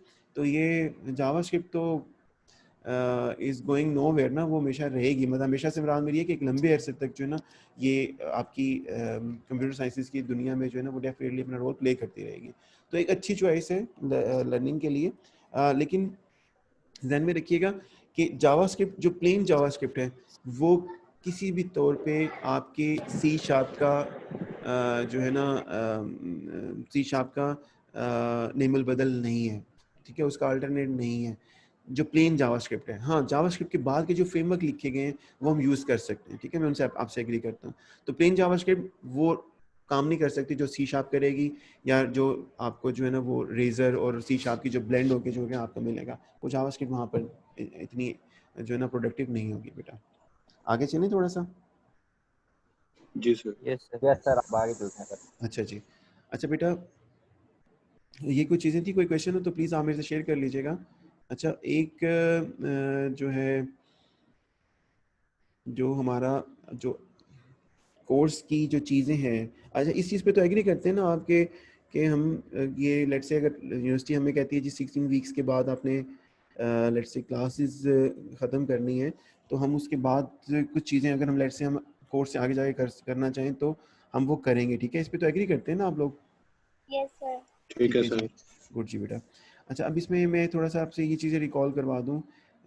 एक तो बेटा आपने ना अभी जो नेक्स्ट हमारा एजेंडा है वो हमारा है मॉडल का, ठीक है, क्योंकि हमने कंट्रोलर्स और व्यूज़ हमने देख ली हैं। मॉडल को ना हमने देखने जा रहे हैं अब अभी हम ना। अच्छा, मॉडल के पॉइंट ऑफ व्यू से जो चीज़ें हमें रिक्वायर्ड हैं, एक तो आप थोड़ा सा जो एसक्यूएल सर्वर की चीज़ें हमने देखी हैं, डेटाबेस क्रिएशन और टेबल्स की क्रिएशन, वो एक दफ़ा रिकॉल कर लें चीज़ों को, ठीक है, आपको जो ना वो प्रॉब्लम नहीं होगी जब हम मॉडल की तरफ जाएंगे। बेसिकली मॉडल है क्या, मैं थोड़ा सा आपको आपसे शेयर कर लेता हूँ, उसके बाद इंशाल्लाह नेक्स्ट सेशन में इसको इन डिटेल देखेंगे। मॉडल आपकी जो टेबल आपका डेटाबेस के अंदर बनना है ना, जो आपके डीबीएमएस के अंदर जो टेबल बनेगा, ये उसका कोड जब आप अपनी सी शार्प के अंदर लिखेंगे तो वो उसकी एक तरह से रेप्लिकेशन होगी। जो आपके पास डीबीएमएस के अंदर यानी कि एसक्यूएल सर्वर के अंदर जो टेबल बनेगा, उसी की कॉपी आप मॉडल के जो है ना वो अंदर बनाएंगे। अब मॉडल बेसिकली क्या है, ये कोई डायग्राम नहीं है, ठीक है, ये सिंपली सी शार्प का कोड ही है। हम क्या करेंगे, टेबल का स्कीमा सर। टेबल का स्कीमा कह लें, लेकिन ये स्कीमा जो है ना, स्कीमा के अंदर बहुत सारी चीज़ें आ जाती हैं, ठीक है, कि भाई उसके क्या कहते हैं डेटाबेस कौन सी है, उसके अंदर हमने चेक्स कौन से लगाने हैं, उसके अंदर फला जो है ना वो स्टैंडर्ड्स क्या हैं। स्कीमा एक बहुत बड़ी टर्म है बेटा, मैं एग्री करता हूँ आपसे कि ये मिनिएचर के अंदर स्कीमा कंसिडर की जा सकती है, लेकिन उस स्कीमा में से सिर्फ मैं ये रिक्वेस्ट करूँगा आपसे कि आप कंसिडर करें फील्ड नेम्स, क्योंकि स्कीमा के अंदर ना बहुत सारी चीज़ें हैं ना, बहुत सारी चीज़ें आती हैं जब हम स्कीमा की बात करते हैं। तो हम सर क्या हम कह सकते हैं जी कि बेटा, मॉडल के अंदर पब्लिक प्रॉपर्टीज ये होल्ड करता है? कह सकते हैं पब्लिक प्रॉपर्टीज होल्ड करता है। नंबर एक, वो तो उसकी मैं बिल्कुल आपसे एग्री करता हूँ, वो तो उसकी एक्चुअल जो टेक्निकल टर्म आ गई वो आ गई ना। तो अगर मैं इसको ये जस्ट टू इसकी एनालॉजी लेना चाहूँ कि आपके मॉडल की जो फाइल है वो टेबल से किस तरह से रिलेटेड है, तो ध्यान में रखिएगा कि आपके डेटाबेस की जो यानी कि जो आपका जो टेबल बनेगा एसक्यूएल सर्वर का, उसकी जो फील्ड्स हैं ना, जो उसकी जो एट्रीब्यूट्स हैं, जो उसके कॉलम के नाम है, उसकी कॉपी होगी हमारे पास यहाँ पे मॉडल के अंदर, ठीक है, उसकी एक कॉपी होगी और इससे ज़्यादा कुछ नहीं होगा, ठीक है। सर हर टेबल के नाम के अंदर उसके कॉलम्स के नाम होंगे? हाँ जी, जिस तरह से टेबल के अंदर आपके पास टेबल के नाम होते हैं ना आपके पास एसक्यूएल सर्वर में, तो बेटा आपके पास यहाँ पर आपके पास जब हम मॉडल की बात करेंगे, जब हम बात करेंगे अपने लेट्स से अब एक्चुअली मॉडल होगा क्या, अब इसको इसके थोड़ा सा आते हैं। जिस तरह कंट्रोलर आपके पास बेटा, जिस तरह से कंट्रोलर आपके पास सिंपली सी शार्प फाइल है ना, इस तरीके से मॉडल भी आपके पास सी शार्प की फाइल्स ही होंगी। ठीक हो गया, मॉडल्स भी सी शार्प की फाइल्स ही होंगी। अच्छा, टू स्टार्ट विद हम ये कहेंगे कि भाई मॉडल का नेम यानी कि जो सी शार्प की फाइल हम बनाएंगे उसका नेम और हमारे जो डेटाबेस के टेबल का नेम है ये सेम होना चाहिए। चलें, टू स्टार्ट विद हम ये कहेंगे, ठीक है। लेकिन इससे हम डेविएट कर सकते हैं, हमारे मॉडल का नेम और हमारी जो टेबल का नेम है वो डिफर हो सकता है, ठीक है, डिफर हो सकता है। अभी थोड़ी देर पहले वजाहत बेटे ने बात की थी कि स्कीमा, फिर हम स्कीमा की चीज़ें ना ऐड ऑन करना शुरू करेंगे इसको। हमें जो सिंपलिसिटी के अंदर चीज़ें चाहिए वो सिर्फ कॉलम नेम्स चाहिए, फिर स्कीमा की चीज़ें कि भाई हमारे पास क्लास नेम कुछ और है, टेबल का नाम कुछ डेटाबेस के अंदर कुछ और है, तो फिर हम स्कीमा का ना एक चीज़ ऐड करवाएंगे कि भाई ये जो क्लास मैंने लिखी हुई है ना सी शार्प की, इसके अंदर टेबल का जो नेम है ना वो ये होना चाहिए, वो हम स्कीमा की इंफॉर्मेशन इसके अंदर डाल देंगे, ठीक है। फिर हम थोड़ा सा और आगे जाएंगे, फिर हम कहेंगे कि भाई अच्छा हमें ये एक थोड़ा सा ना एक चेक इसके अंदर जो है ना या ट्रिगर या इसके अंदर कुछ चीज़ें इंक्लूड करवानी है, वो ऑन डिमांड वैलिडेशन चीज़ें जो भी होंगी हम ऑन डिमांड जो है ना वो अपने उसके अंदर ऐड करते रहेंगे। लेकिन जो सबसे बड़ा एडवांटेज है, जी बेटा प्लीज़ बताएं।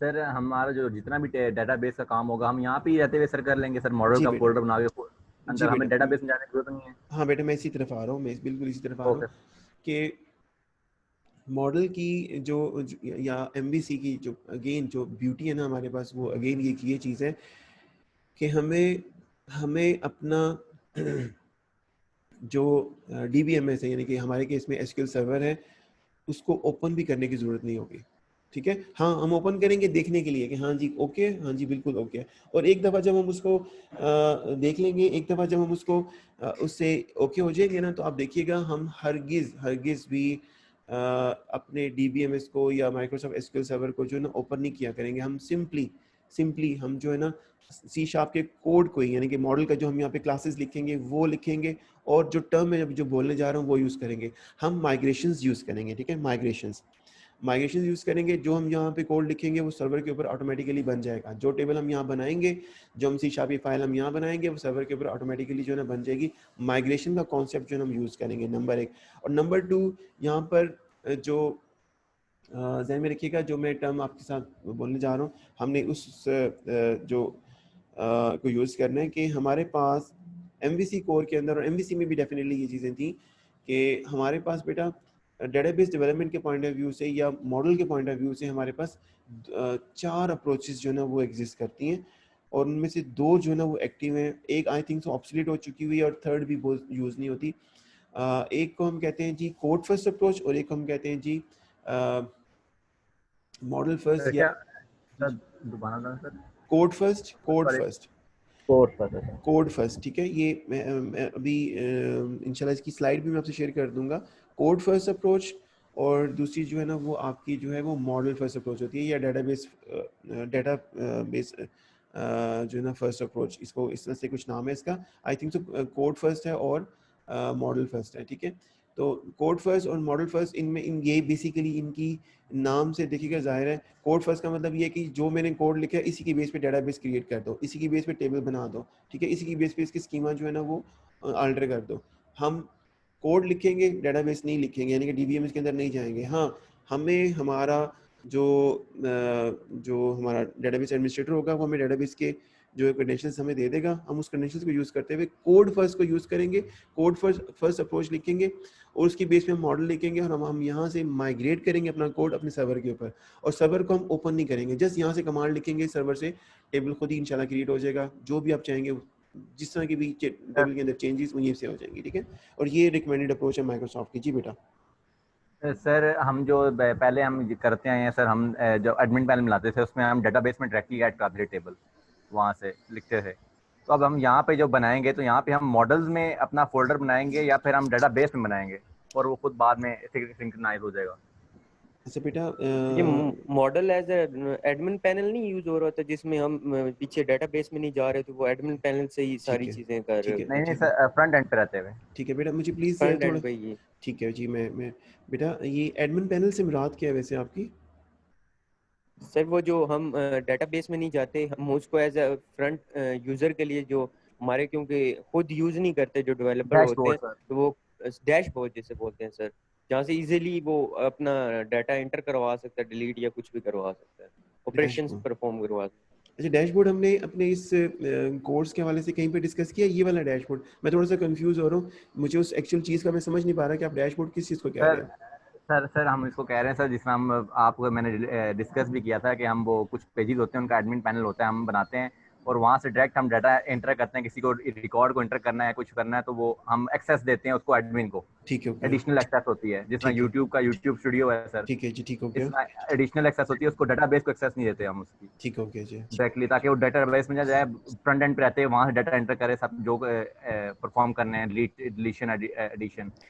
तो वो एक सर पेज यहाँ सा पे मैं बन जाता है यस जिसमें सर। ठीक हो मतलब गया जी। उसको यूजर को इजीली इंटर कर सकता है, मतलब बटन्स बने होते हैं, बटन में जाएगा, ऐड करेगा तो इजीली वो डिटेल्स सिर्फ इंटर करेगा और ऐड का बटन दबा दे, जैसा बैक फॉर्म एडमिनिस्ट्रेटर है सबमिट नहीं सर। करवा रहे होते, इस तरह का कुछ बन जाएगा उसका इंटरफेस। वहाँ से मत करिए। वहीं से जो एडमिन होगा वो आराम से जो भी चीजें डिलीट अगर करना चाहता है रिकॉर्ड, वहीं से डिलीट करेगा, उसको पीछे डेटाबेस में जाने की जरूरत नहीं है, डीबी शाबाश जी, में के 1000 ऑफ रोज पड़ी हैं, ये ठीक है जी, कितना बड़ा है। ठीक है जी, शाबाश बेटा, शाबाश बेटा। ये वजाहत ने और एहसन ने जो बात की है, ये बाकी लोग इसमें पार्टिसिपेट कर रहे हैं?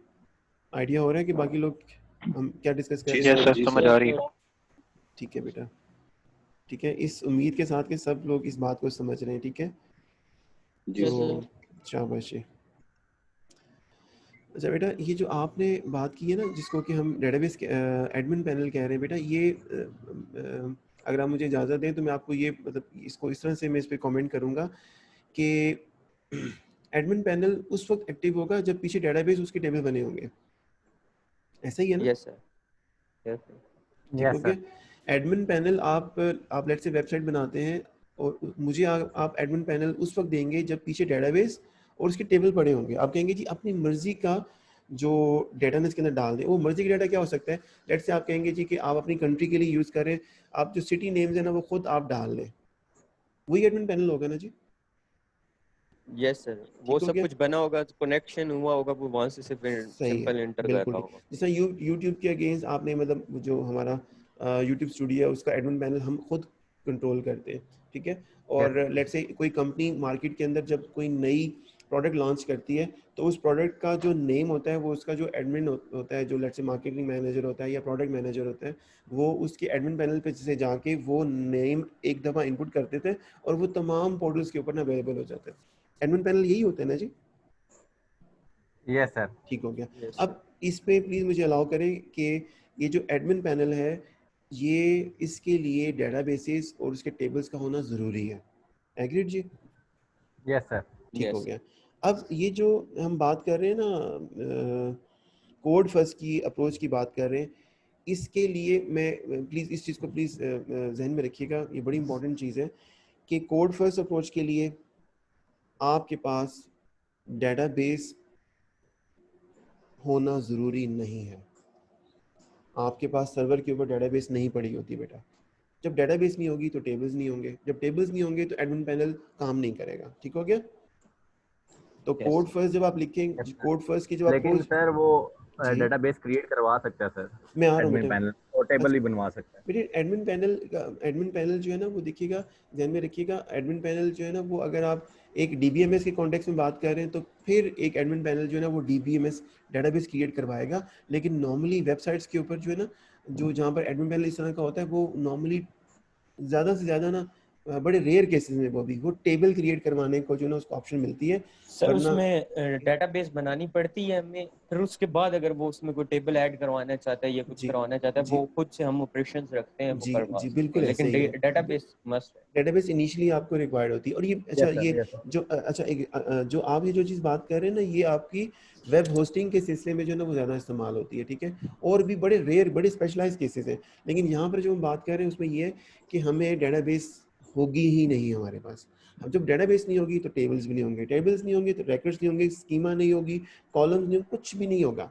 हम बिल्कुल स्क्रैच से, हमें सिर्फ यूज़र नेम और पासवर्ड हम जो जिस सॉफ्टवेयर हाउस में या जिस कंपनी में या जिस ऑफिस में हम काम कर रहे होंगे, लेट्स से DBA भी हम खुद ही हैं, तो हमें जस्ट यूज़र नेम और पासवर्ड और उस मशीन का, यानी कि जिसमें कि आपका डेटाबेस सर्वर इंस्टॉल हुआ है, उसका IP गिवन होगा, ठीक है। इससे ज़्यादा कुछ भी नहीं होगा आपके पास स्टार्ट में। आई होप आप मेरी बातों को समझ रहे हैं कि हमारे पास Yes. जब हम बात करते हैं ना कि वेब एप्लीकेशन की जब हम बात करते हैं, तो सर्वर पे हमें जस्ट एक वेब सर्वर तो वो है जहाँ हमारी वेबसाइट होस्ट होगी, डेटाबेस सर्वर वो होगा जहाँ हमारी डेटाबेस होस्ट होगी, और हमें उस डेटाबेस सर्वर की IP, उसका यूजर नेम और पासवर्ड पता होगा। इससे ज़्यादा कुछ भी नहीं होगा हमारे पास शुरू में, ठीक है जी। यस सर, जिसका वो डोमेन्स और ठीक वो होती हैं। चले जी जी, बिल्कुल ऐसा ही है। अच्छा, आई होप कि सब मेरे साथ हैं यहाँ तक। Yes sir. Yes sir. अच्छा जी, अब जब हमें IP और यूज़र नेम वगैरह हमें सिर्फ मिलेगा, तो उसके बाद हम करेंगे क्या? अब ये बड़ी इंटरेस्टिंग चीज़ है बेटा। कोड फर्स्ट अप्रोच जो है ना, अगर आप इसको ओवर द यूट्यूब सर्च करें या गूगल करें आप इसको, तो कोड फर्स्ट अप्रोच आपको जो माइक्रोसॉफ्ट भी यही कहता है, और बल्कि ये जब कोर इन्होंने लॉन्च किया माइक्रोसॉफ्ट ने, तो वो कोड फर्स्ट अप्रोच को जो है ना ज़्यादा उसको जो है ना सपोर्ट करता है माइक्रोसॉफ्ट, क्योंकि वो आप जितने भी अच्छे या फेमस अपने यूट्यूब के ऊपर जो आपको लेक्चर्स मिलेंगे या ओवर द इंटरनेट आपको जो है ना वो ब्लॉग्स आप पढ़ेंगे, तो वहाँ पर आपको वो ये कहेंगे कि कोड फर्स्ट अप्रोच ना प्रोग्रामर्स की अप्रोच है।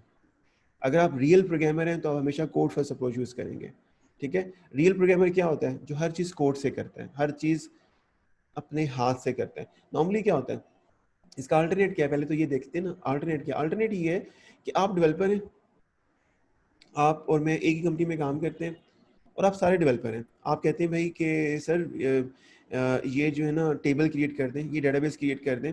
मैं कभी अपनी सीट पे अवेलेबल होता हूँ, कभी सीट पे अवेलेबल नहीं होता, कभी मैं ऑफ होता हूँ, कभी मेरा मूड नहीं है काम करने का, कभी मैं बॉस के किसी इंपॉर्टेंट काम में जो है ना बिजी हूँ, मैं आपको जो है ना वो होल्ड पे रख लेता हूँ कि भाई थोड़ा आधा घंटा दो, एक दिन दो, कल हो जाएगा, वट जो भी मैं जो है ना आपसे बात करता हूँ। ये क्यों? क्योंकि आपको डेटाबेस के राइट्स नहीं है, आप टेबल क्रिएट नहीं कर सकते, आप टेबल के अंदर चेंजेस नहीं कर सकते, आप स्ट्रक्चरल चेंजेस नहीं कर सकते, आप डेटाबेस क्रिएट नहीं कर सकते। तो आप और मैं ऑपोजिट एंड्स पे हैं। जब तक मैं नहीं चाहूँगा, मतलब तो मैं शायद आपका टेबल क्रिएट ना होने दूँ, ठीक है। क्योंकि मैं जब ईजी हूँगा, मैं जब अवेलेबल हूँगा, तब मैं आपको करके दूंगा, वरना मैं नहीं करूँगा फॉर वट एवर रीज़न जो कि इसके अंदर जो है ना वो होगी। तो इसमें आप हैंडीकैप हो जाएंगे, ठीक है। तो दूसरी चीज़ ये है कि मैं आपको करके भी दे दूंगा, तो आपको जो ना डेटाबेस का इंटरनल नहीं पता होगा, सिर्फ आपको ये पता होगा कि जी ये कॉलम पड़ा हुआ है, ये इसका नाम है जो मुझे बना के दे दिया गया, ये टेबल है, ये मुझे दे दिया गया, ये डेटाबेस है, मुझे दे दी गई, फाइन।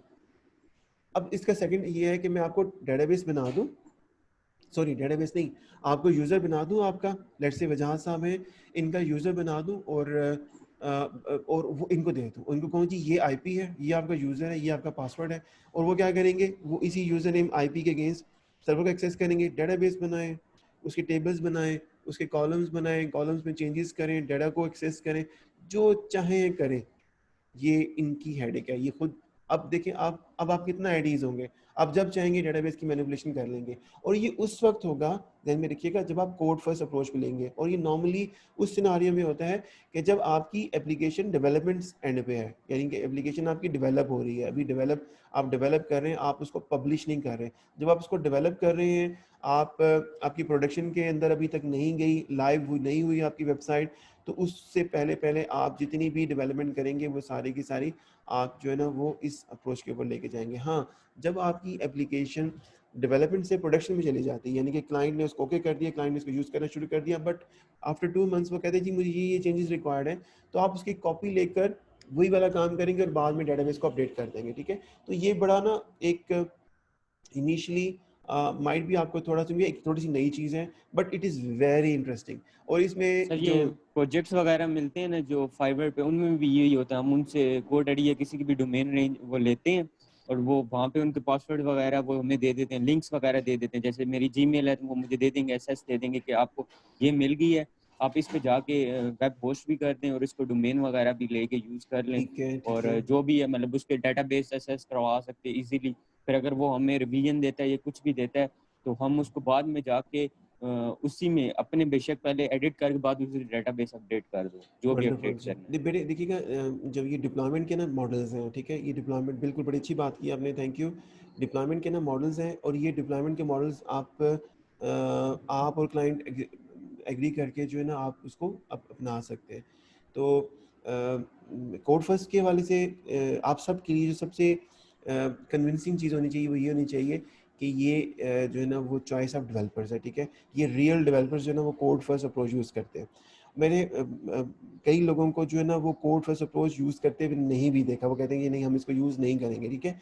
क्यों? क्योंकि इसकी रीज़न ये कि टू स्टार्ट में ना हमें थोड़ा सा इसके हवाले से इसकी डिटेल्स को समझना, इसके एरर्स को समझना हमें जो है ना वो आना चाहिए। और मैं आपसे ये सिंस अर्ली जो है ना वो आपसे ये बात करता आ रहा हूँ कि जितने भी एरर्स आपको MVC में या इसके हवाले से आएंगे प्लीज़ उनको हमने समझना है। और हमें एक दफ़ा एरर समझ आ गए ना तो फिर बड़ी आराम से जो है ना वो ज़िंदगी इंशाल्लाह बसर हो जाएगी। जो कोड फर्स्ट की जो बहुत आसान है, बहुत बहुत इंटरेस्टिंग है, जो इसके इनिशियल टर्मिनोलॉजी है वो हम समझ लेंगे, आप देखिएगा आपको मज़ा आएगा, आप इंजॉय करेंगे, ठीक है। ये मेरा प्रॉमिस, आप इसको इंजॉय करेंगे, ठीक है। कोड फर्स्ट बेटा हम इस पर यूज़ करेंगे।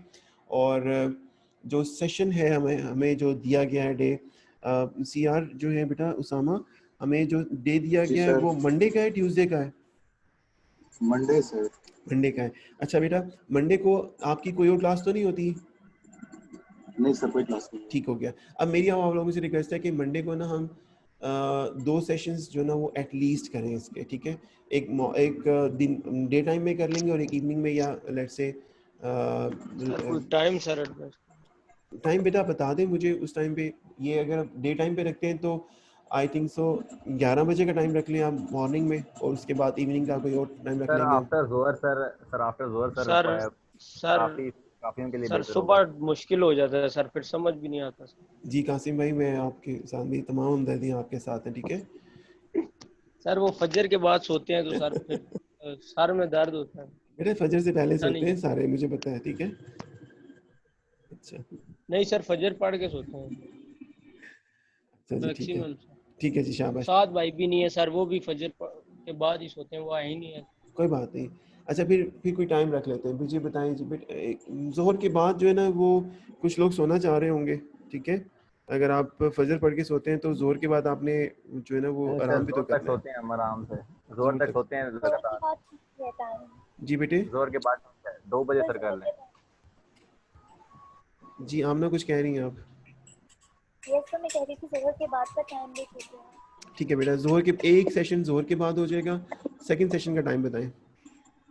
सर लगातार सर हो जाए तो ज़्यादा टेम्पो नहीं टूटता सर।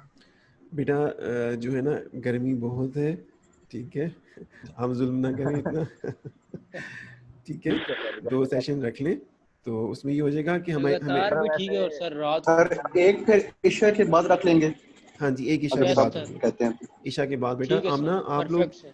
बेटे, आमना आप जो है ना बेटे आप जी आ रहे हैं आप? तो सर अच्छा बेटा चलें, आप थोड़ा सा कोऑर्डिनेट कर लीजिएगा। अच्छा जी, मुझे आइडिया नहीं है बेटा, आप काइंडली आप कोऑर्डिनेट कर लीजिएगा फीमेल्स के साथ भी। और ईशा के बाद का टाइम लेट्स से 10 बजे का रख लें वो इवनिंग में। यस सर वही। ठीक है बेटा, ठीक है। अब ये है कि थैंक यू सर। मंडे को ना एक सेशन हम जोर के बाद यानी कि अराउंड 2:30 से 3 बजे के दरमियान में हम स्टार्ट करेंगे, और उसको लेट्स से जितना भी हो सका। और उसके बाद सेकंड सेशन जो है ना वो इंशाल्लाह 9:45 से 10 के दरमियान इंशाल्लाह हम शुरू कर देंगे, ठीक है। मेरी रिक्वेस्ट आपसे यही है कि अब यहाँ पर सेम वही सिनारियो चल रहा है बेटा कि अटेंडेंस आपकी 50 की स्ट्रेंथ है आपकी, और जो आए हुए हैं वो कुछ सो भी रहे हैं, कुछ बिल्कुल भी पार्टिसिपेट नहीं कर रहे, ये नहीं चलेगा बेटा, ठीक है। तो बेटा इंशाल्लाह नेक्स्ट सेशन में इंशाल्लाह मिलेंगे मंडे को 2:30 से 3 के दरमियान में, ठीक है। ठीक है, थैंक यू सर। सर ये आपके पास प्रीमियम वर्जन है सर जूम का? मीटिंग एंड नहीं हुई, 40 मिनट बाद एंड हुई थी। अच्छा मुझे समझ नहीं आया, मैंने ये फर्स्ट टाइम इंस्टॉल किया है। मैंने इसका सेशन जो है ना एक आई थिंक सो परसों ये किया मैंने CS1 के साथ। तो उसमें उन्होंने मुझे बताया जी आपके पास 40 मिनट्स का जो है ना वो लिमिटेशन है। लेकिन जब मैंने वो सेशन कंप्लीट कर लिया तो मुझे मैसेज आया कि जी अब आप जो है मैक्सिमम यूज़ कर सकते हैं। आई डोंट नो ये मेरा सेकंड सेशन है जूम पर। तो सर आप क्या पता मेहरबानी कर दी हो। सब नहीं, मैसेज आया था बीच में इसमें, लेकिन फिर पता नहीं कंटिन्यू हो गया वो मैसेज, उसमें कुछ नहीं हुआ। एक आया था नोटिफिकेशन अच्छा यहाँ पे मुझे आई ये थी, लेकिन तो बाकी टीचर्स के साथ जब आप जूम पे सेशन लेते हैं बेटा तो वो 40 मिनट्स बाद एंड हो जाता है? Yes sir. चलिए ये तो बड़ी ब्लेसिंग होगी अल्हम्दुलिल्लाह हमारे साथ कि हम जो है ना इसे कंटिन्यू करें। अगर इस तरह कोई सीन आया तो बेटा हम इसको जो ना सेशन को रीस्टार्ट कर लिया करेंगे, ठीक है? Yes sir. सर ऐसे ही करते हैं बाकी टीचर्स भी। अच्छा सर अच्छा सेम लेकिन लिंक पे दोबारा मीटिंग। हमारे केस में नहीं होगा। अच्छा मुझे बताएं कि आपको जूम पे कोई इशू तो नहीं है? नहीं सर कोई इशू नहीं। अच्छा जूम पे और डिस्कॉर्ड पे कोई प्रॉब्लम तो नहीं आया, मतलब कोई डिफरेंस फील तो नहीं होता आपको? सर डिफरेंस फीलिंग है सर, ये भी बेटर है वो भी बेटर है, बस सिक्योरिटी इश्यूज से सर इसके काफ़ी सुने थे सर। वो साथ भी सर इसी वजह से सर शायद क्लास नहीं ले पा रहा हो या फिर सोया हुआ हो सर, वो उसका आइडिया नहीं है, लेकिन वो इसी के खिलाफ है सर जूम के सिक्योरिटी इश्यूज हैं काफ़ी, नेट पे ऑल ओवर द नेट ये इसके बारे में बताया गया। ठीक है बेटा, बेटा मेरी कोई इस हवाले से नहीं है कि मैं इसको जूम पे लूँ या लाजमी ही हम इसको जूम क्लाउड पे लें। अगर आप लोग डिस्कॉर्ड पे ईजी हैं तो हम डिस्कॉर्ड पे जो है ना वो शिफ्ट हो सकते हैं, इसमें कोई ऐसी नहीं है। यूनिवर्सिटी ने ये चूँकि कहा कि ये जूम यूज़ कर लें, चलें हमारे पास एक नई चीज़ सीखने के लिए मिल गई कि हम जूम पे भी आ गए, इस पर भी हम थोड़ा सा ईजी हो गए। आप लोग जिस पे ईजी हो अगर आपके पास रिकॉर्डिंग का कोई इशू नहीं है तो डिस्कॉर्ड पे क्या कर लेते हैं? जैसे कहेंगे बेटा, जैसा आप कहेंगे। सर जूम ही अब सही है सर, सब टीचर्स जूम पे ले रहे हैं, अब वहाँ से एक डिस्कॉर्ड अलग से रखना पड़ेगा, बाकी टीचर डिस्कॉर्ड पे आ ही नहीं रहे। अच्छा चलिए बेटा इसको देख लेते हैं, ठीक है? एक आध सेशन जूम पे करते हैं, अगर हम इस पे इजी हुए तो इंशाल्लाह या जिस पे मैक्सिमम क्लास जो रही, ठीक है? ठीक है सर। चलिए बेटा अपना बहुत बहुत ख्याल रखिएगा, आप सब लोगों का बहुत बहुत शुक्रिया, ठीक है जी? इंशाल्लाह फिर मुलाकात होगी आपसे। थैंक यू वेरी मच जी। ये जो इसकी रिकॉर्डिंग है मैं इंशाल्लाह इसमें आपको यूट्यूब पे अपलोड कर दूंगा। ठीक है सर। अल्लाह हाफिज़ जी। Okay sir, thank you sir. अल्लाह हाफिज़। ओके अल्लाह।